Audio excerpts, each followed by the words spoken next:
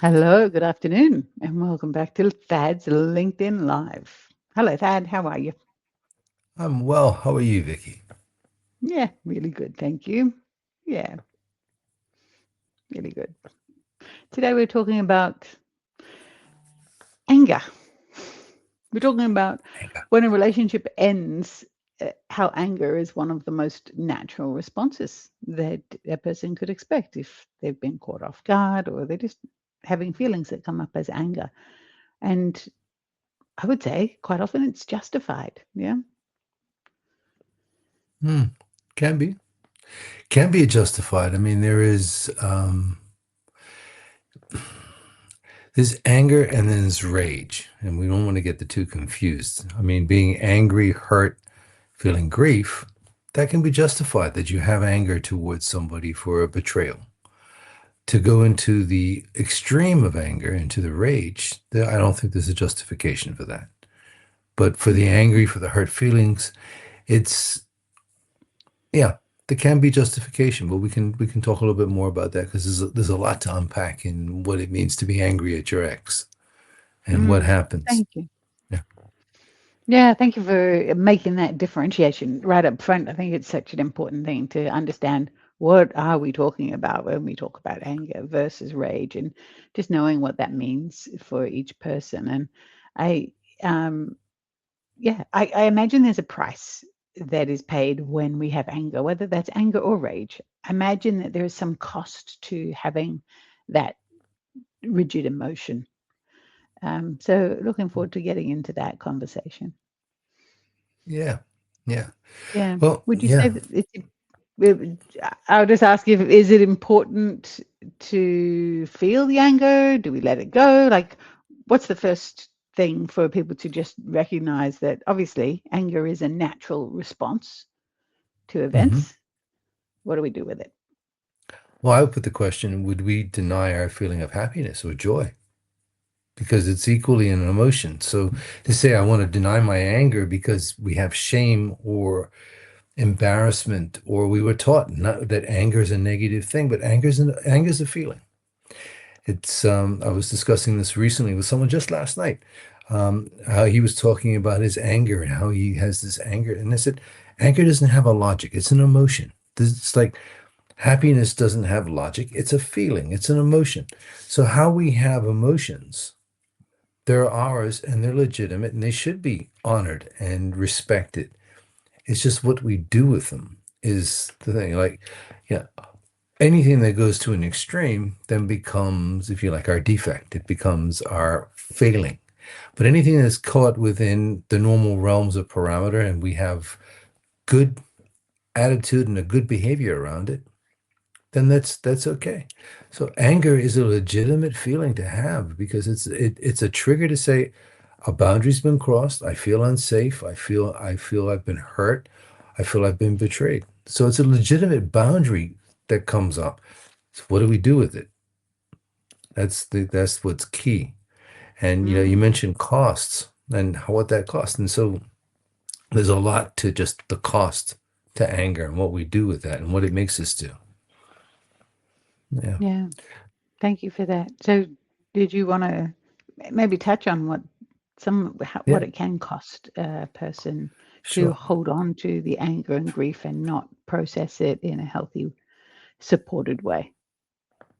Absolutely. It's when we think of anger, we think of ordinarily like it might be an extreme behavior, but sometimes anger can be, and I'll use this one definition I was given a long time ago. One of the definitions for procrastination is a form of hidden anger. So we'll put something off. So we have a letter from our ex's lawyer, and we're angry, so we procrastinate on it. We put it to one side. I'm not going to answer this nonsense. There's a cost to that. Yeah, it's not the cost of the legal fees, but there's a cost of time, and you will lose some opportunities. You should immediately get a lawyer and respond appropriately because there's legal consequences that happen in separations.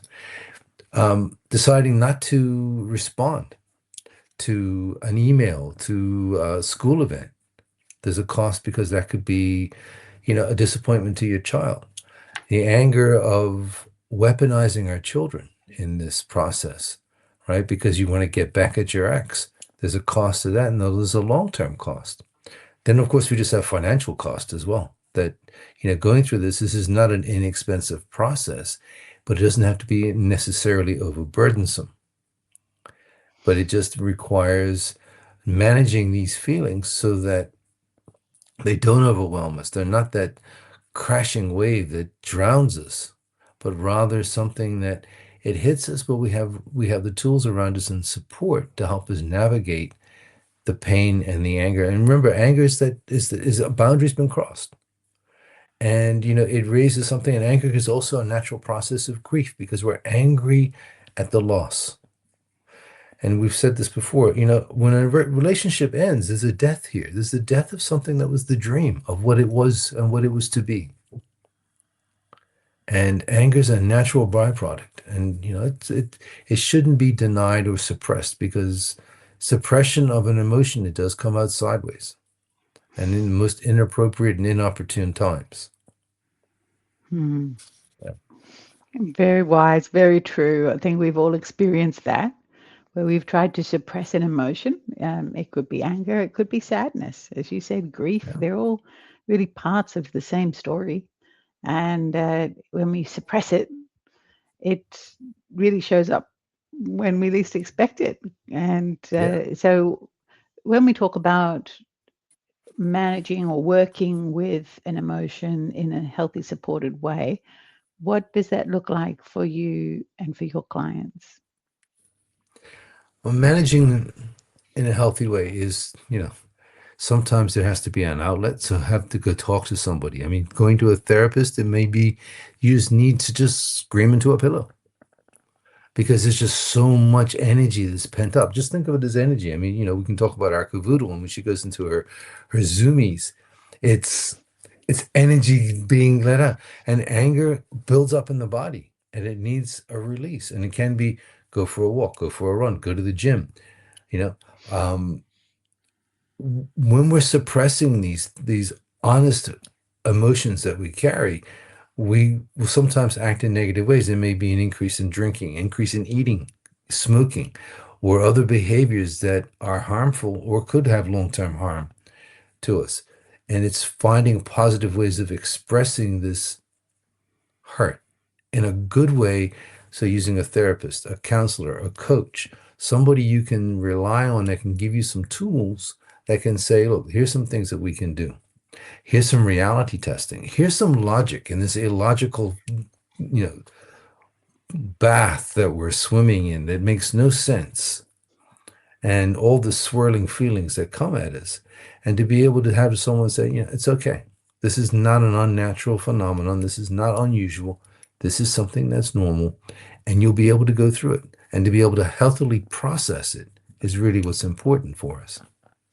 Mm, that's so important. So important. And I think also, I don't want to generalize too much, but I kind of get a sense that men are likely to suppress anger because they've been told they're not to be angry, do you know? And then there's some shame around even feeling angry.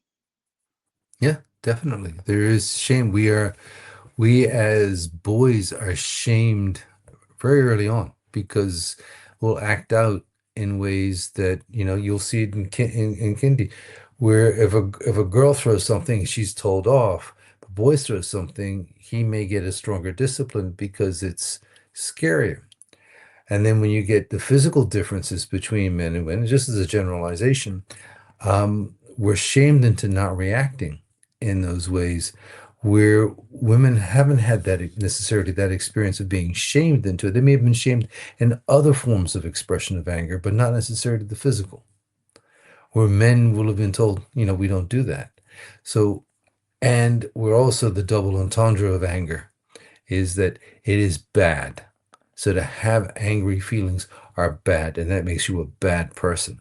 And to have bad thoughts about somebody, it also is wrong. And it's like, well, having bad thoughts about your ex, and because it may be your ex betrayed you, having thoughts that you need to talk to somebody so that they don't sort of sit there and magnify in our magnificent magnifying mind that we have, that 3M that's a printing machine that makes things bigger. It's we need to bring those things out of the shadow into the light of day so we can actually see what they really are and understand that this is momentary, that this anger isn't something you need to hold on forever, that anger will hold you back and prevent you from getting to your next step. That anger will stop the progress that you can make. Thinking in terms of a separation, being angry at your ex, you may not want them to see the kids. You may want to withhold a payment. You may demand that they make extra payments, whatever the situation is. And you'll hold on to that and you'll want, well, money. I just got to get this because, or I'm not going to give it. And it becomes obsessively controlling. And then we become manipulative, and then we become resentful. Then we become, well, they don't need this because and none of that is fair, nor is it logical, but it is from that place of the illogical emotion that we have. Mm. So it's And it being able can to process. feel, yeah, it can Yeah, feel quite satisfying to be angry, it to hold tight to a rigid belief.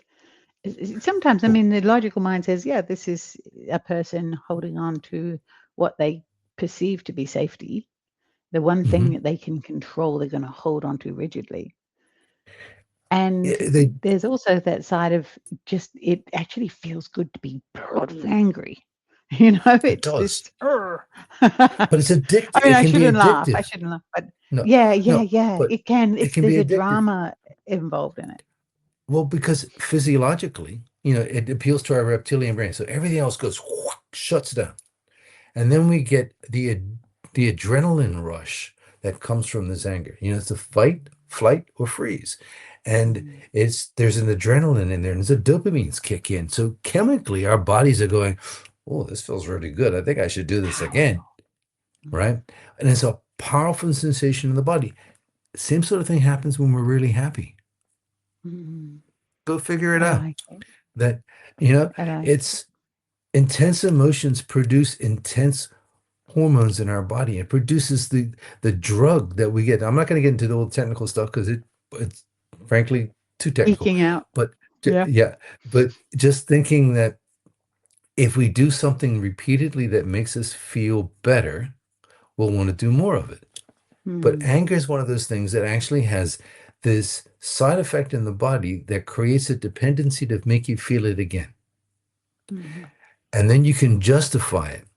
So, it's I call it I can experience it myself having conversations with people who aren't there. And I was sharing this recently with somebody that I can have a conversation with somebody, reflect back on this memory that I've created in my legend of a mind, that something happened 20 years ago and that we had this conversation, and then my body starts to feel it. And then I start to feel, well, that was an injustice. And then I have to laugh at myself because it didn't happen that way. It couldn't happen because it was over 20 years ago. None of those characters are ever getting together again in that particular way, in that particular format. But my body wants to feel this adrenaline. And it's like, hang on a minute. I'm actually going down a path that is addictive rather than constructive to what really my presence is and where I need to be, my presence and my present. So it's Mm. the two things that happen when we relive that. And so we justify the behavior in our mind. Our body starts to respond. The mind starts to accelerate. Then we create these, I'll call them false memories of conversations that we think we should have had with people who may not have been present. And then we'll rewrite the story. And then now we're angry because they haven't treated us the way that we think they should have. That's Mm. just And one not to example. mention the physiological impact of that, because the body doesn't know the difference between the imagined and the real. If we're Exactly. feeling if we're having a memory, the body will feel the memory as if it's real, and then that's building stress into our body. That's Yeah. creating physiological stress, which leads to illness, which leads to possibly pain and a sense of more anger at the world, because we So generalize emotions as well. So we yeah. might be angry at one thing, We might even be angry at ourselves, but we'll generalize it as, the world is a bad place. Why am I being treated unfairly? Why do these things happen to me? There's anger in all of those statements. Yeah. It's that saying that from Native Americans that if I'm going to throw arrows and stones and out into the universe, why am I surprised when they're thrown back? It's what we put out there comes back tenfold. So if we're angry at ourselves and we're angry at the things around us and we feel anger generally, we're going to start to self-sabotage. Physically, we're not doing our bodies any good. We're actually causing physiological harm by being in a constant state of stress. But there's also what that stress does, and then our thinking starts to warp. And then, there's a lot to unpack. Then it's just like being angry at my ex because my ex did XYZ. We can't go back in time, and even if it was a time machine, it wouldn't be exactly the same again because it's going to alter where we are in our present. So it's not going to, so ignore that as a fantasy. We can't go backwards, right? We used this analogy before. Imagine driving your car, but you're only looking in the rear vision mirror, right? You're going to hit something, and that's what happens when we use the gauge of anger to justify our behavior because of something that's happened in our past. It doesn't mean that you have to forgive and forget, but it does mean that you need to love yourself a little more. It does mean that using anger as a justification to cause harm to others keeps you in a place that you can't grow from, that you can't move, that you will be stuck. And that is frustrating. This is where coaching can help move into the future. So we always talk about moving into the future. What's happened we can't unpack. We can't change. What we can do is acknowledge it, not make a story out of it, not create false memories, and just say that's what happened. Okay. Now, what are we going to do about today? What are we going to do about the now? What are we going to do about tomorrow? What are we going to do next week? What do we want to make the next 3 months look like? Because if we're going to hold on to the anger of what happened yesterday, there won't be a tomorrow.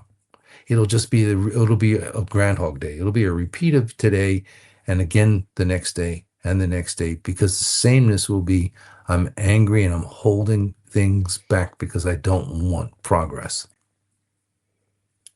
It's just it's so much in the human psyche that we want justice, you know, and it's justice isn't what we think it is. We're never going to get what we think we deserve, but we can go beyond our imagination and be far better. When we restrict our thinking to what our imagination creates, we're very contained. When we allow ourselves to soar into what is around us, into that abundance, and say, what happened to me doesn't feel good, and I'm sad that it happened. So I'm going to honor that with my feelings of grief, and I'm going to feel anger, and I'm going to know all those things. But what do I want my tomorrow to look like? Because I know what my yesterday was.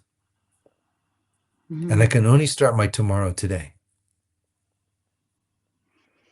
That's a lot there to unpack. I think this is one of these episodes that people will be able to go back and listen to again and listen to those parts again, where if people are feeling the emotion of anger, this will really truly help. And to know that this is a non judgmental conversation. Absolutely. No Yeah. shaming. It's so natural to have emotions. And we're just looking and exploring at what else it could look like. So, yes, have the feeling, honor the feeling for the feeling's sake, not so much for the story that you brought with it, not to repeat the memories of the memories of the memories that possibly triggered that anger in the first place. Because an emotion as an adult is rarely an original emotion. You would have Mm. felt that same emotion in the past and in the past of that and the past of that because we layer our memories of experiences and it triggers us back into that same feeling. So that's where working with a coach can be so helpful, not to unpack the past but to understand that today's reality can be different and it can feel more empowering. And like you said, Thad, you can look at what you want the future to be like and to pull the resources that you have around you in this moment today to support you in building and achieving that future that you truly know you want.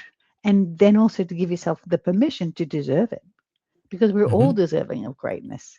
Sometimes that anger comes because we're feeling like we don't deserve something Exactly. and we've just forgotten who we were, at birth, really. I mean, we're all just beautiful beings of love at birth. And the rest of it we learnt as we grew. We learnt the great stuff and we learnt the stuff that holds us back. And we get to unlearn, we get to relearn a different way.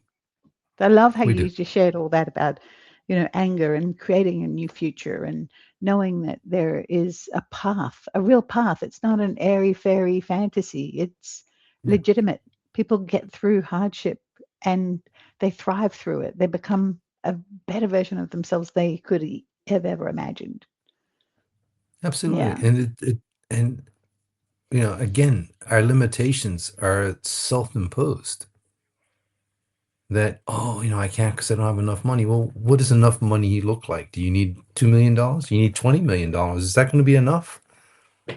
Or, it's what do we need? How do we get that? What do we need to accomplish today? What do I need to do for my kids? And we break things down into really simple steps that are achievable. A wise man once told me, if you want self-esteem in life, do esteemable things. If you want to feel good about your life, do simple things that reward you. Yeah.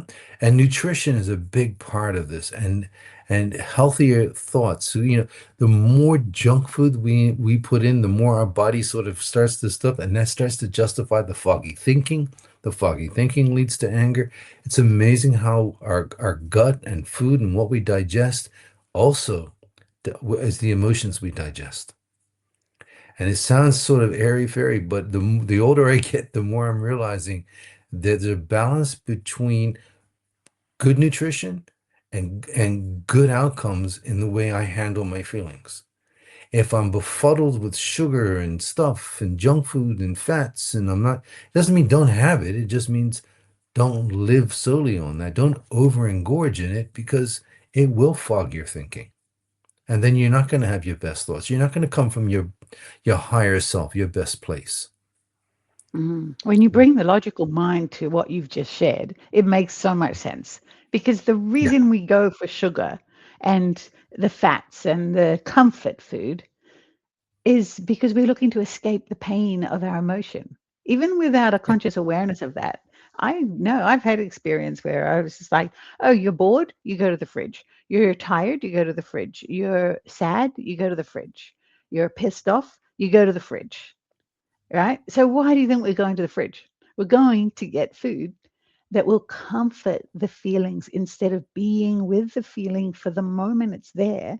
We're smashing it down with comfort eating. That's why we call it comfort eating. Mm. And then Yeah. the very comfort eating that we've done to escape the feelings, we escape them much longer than the feeling lasts.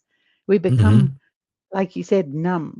Sugar is such a numbing, it's a type of depressant, just like alcohol, right?